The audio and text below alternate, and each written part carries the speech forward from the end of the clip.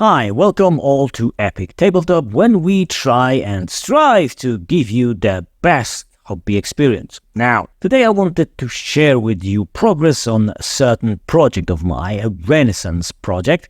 I've been dealing with it for a very long time, too long. So recently I decided to, speed up things and, the results are visible. Without any more idle talk, let's just go and check it out what I managed to finish. Please remember that if you are interested in a particular part of the material, you can use progress bar and timestamps visible there to jump to any video chapter that you desire.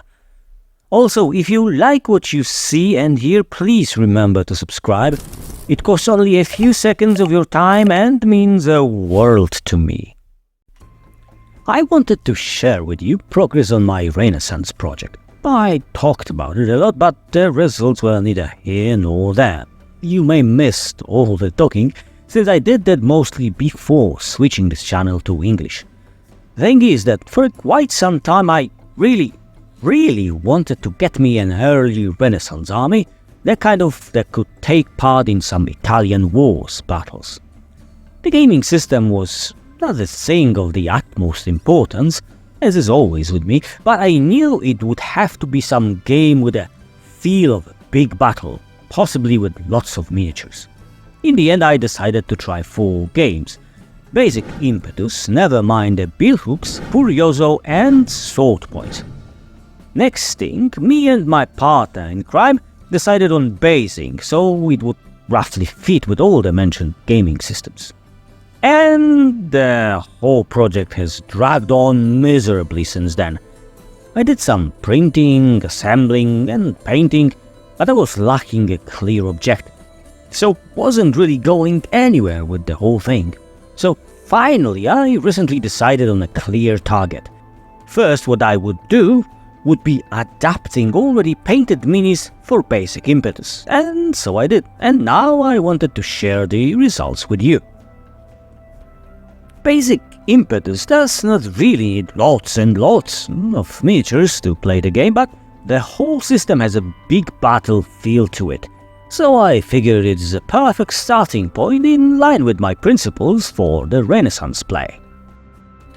The army that I wanted to build first were the famous or infamous Swiss and their murderous pike squares.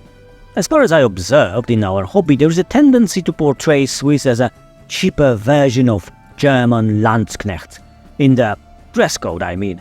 Usually everybody is using late 15th century minis for Swiss, giving them less flamboyant look than the German counterparts. I decided to mix the minis, so my Swiss squares will have less fluffy soldiers mixed with what would you normally consider a Landsknecht mercenary.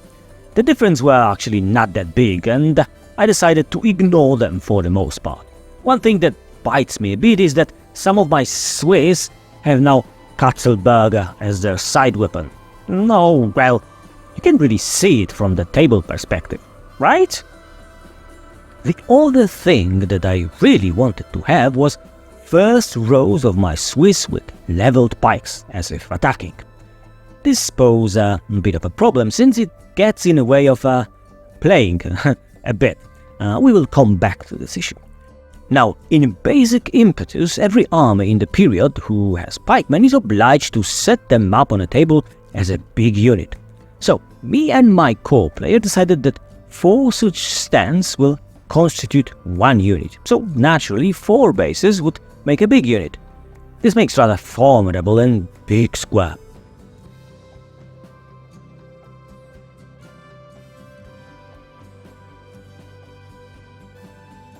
I decided to thin it a bit though, and in the process gain better playability for my leveled pikes. I mean, I saw this solution in quite a few places and this seemed like a perfect opportunity to use it. So I got rid of the last row of pikemen and instead I added front bases with some little spicing on them. Unit still looks great, I think, but now it can make contact with similar unit with no problem. The last thing to settle was frontage size. In basic Impetus, all the units have the same frontage, which is 120 mm. My pikemen with a width of 2 bases were currently 90 mm wide, so there was some room left, if I may say so. To remedy this, I designed and printed simple movement trays that look like this. Free space on the sides gives opportunity for some scenic elements. In my case, I added additional minis to create a more busy look. Honestly, I think the whole thing turned out great. In my current army list for Swiss, I needed 4 pikeman units, which actually translates to 2 big squares like the one on the screen. So obviously I created one more.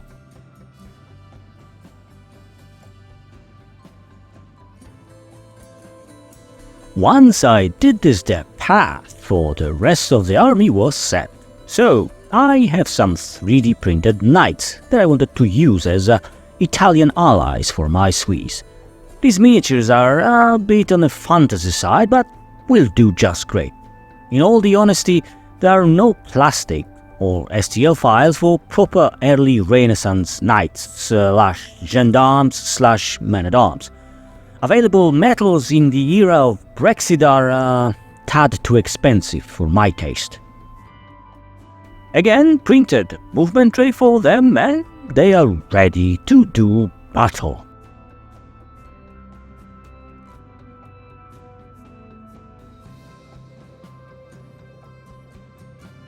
In the armories there are also some skirmishing crossbowmen. We based them on a smaller base, 4.5 cm by 2, to highlight their actual role. Their movement tray contains a guy with a pennon. And again, I think they look very favorable.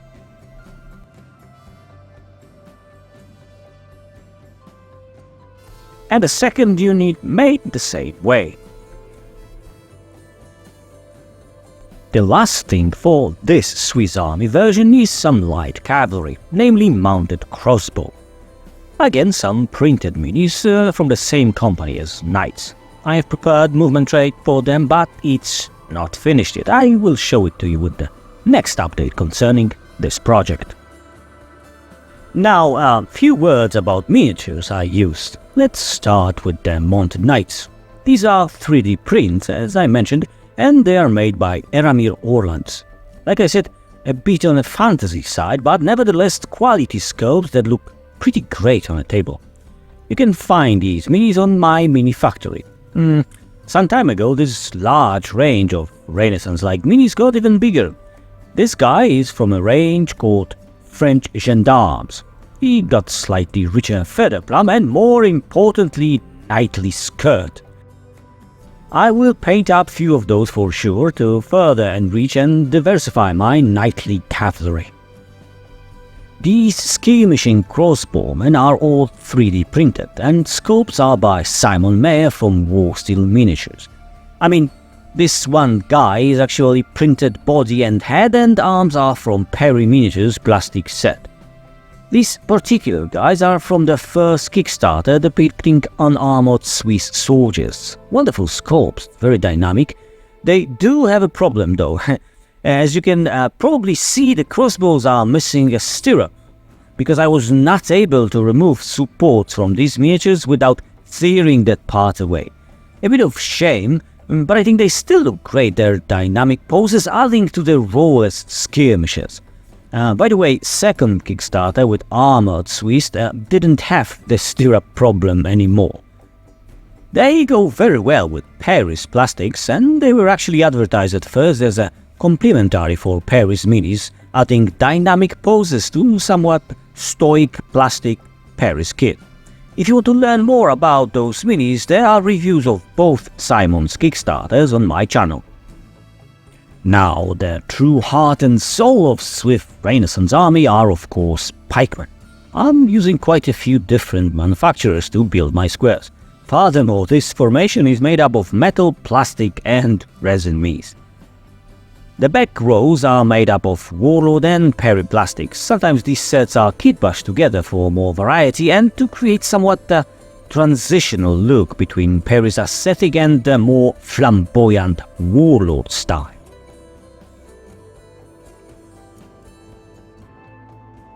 The middle rows, ones with the angled pikes, in this case are exclusively made up of only metal minis.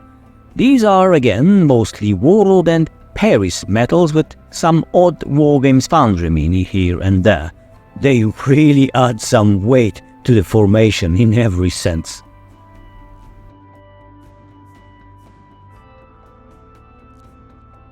Front rows of attacking Swiss with level pikes are mixed bag again.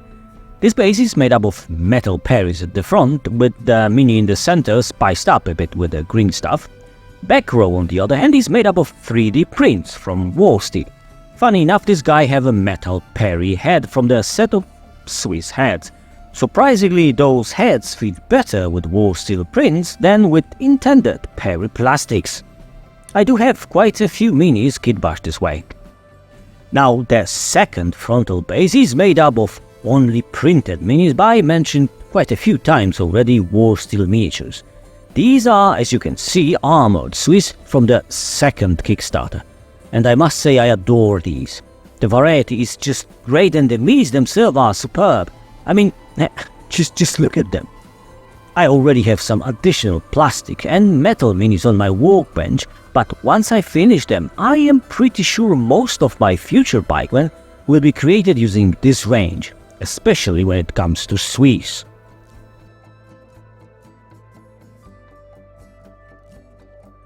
And last but not least are these scenic elements.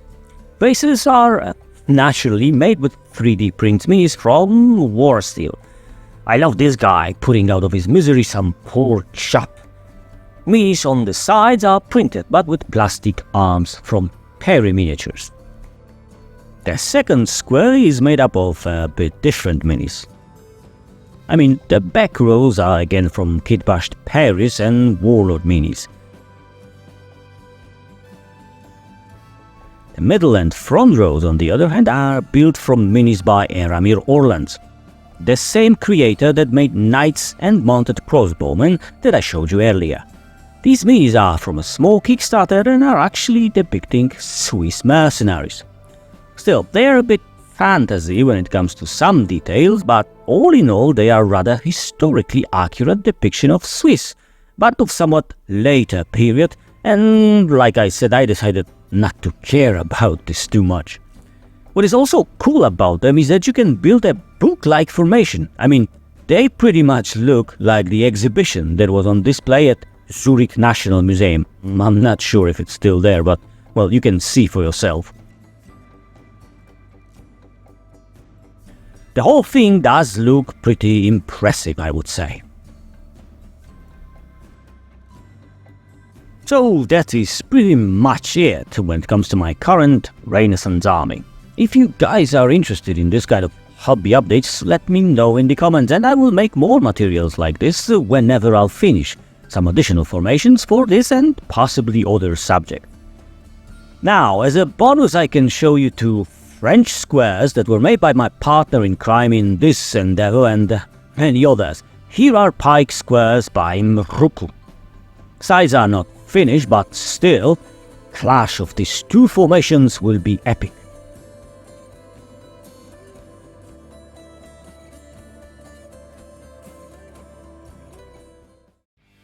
Look out for some Italian Wars battle reports incoming. And with that positive note, I say goodbye to you. Till next time, cheers!